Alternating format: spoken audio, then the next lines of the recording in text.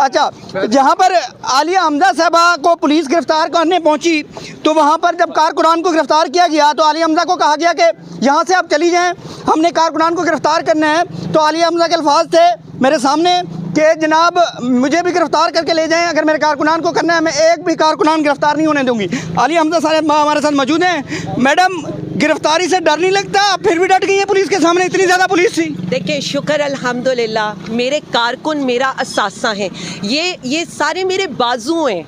यकीन माने इस हलके में जो मुझे इज्जत मिली है वो अवाम के बाद इन लोगों की वजह से मिली है। आलिया हमजा जिंदाबाद, आलिया हमजा जिंदाबाद। मेरे लोगों ने जितनी तकलीफ इस हलके में उठाई है, मैं उनको कहना चाहती हूँ जो फॉर्म 47 पर इस हलके पर मुसल्लत हुए हैं, क्या आपको अवाम का इतनी भी तकलीफ नहीं है कि वो पुरअमन तौर पर एक प्लाजा के इफ्तिताह के लिए इकट्ठे हुए हैं? मुझे उन्होंने एज ए बड़ी बहन यहाँ पर बुलाया है और आप मेरे लोगों को गिरफ्तार करने पहुँच गए। मैडम, डीएसपी समेत तकरीबन 50 से 60 लोग जो हैं वो इंटर हुए हैं, क्या बातचीत हुई है उनसे? देखिए, मेरा एक ही उनसे सवाल था और वो ये था कि हमने कोई गैर कानूनी काम नहीं किया है।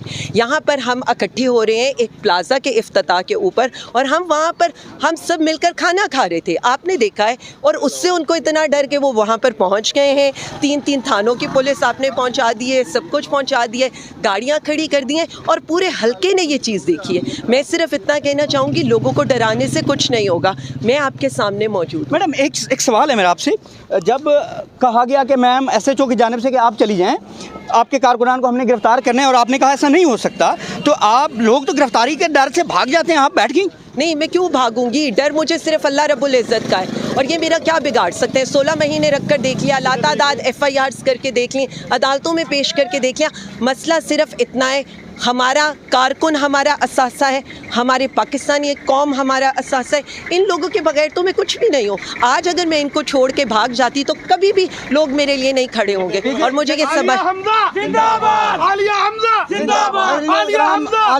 के नाम के नारे बुलंद हो रहे हैं इस टाइम और वो अपने कोई एक कारकुनान भी उसने गिरफ्तार नहीं होने दिया।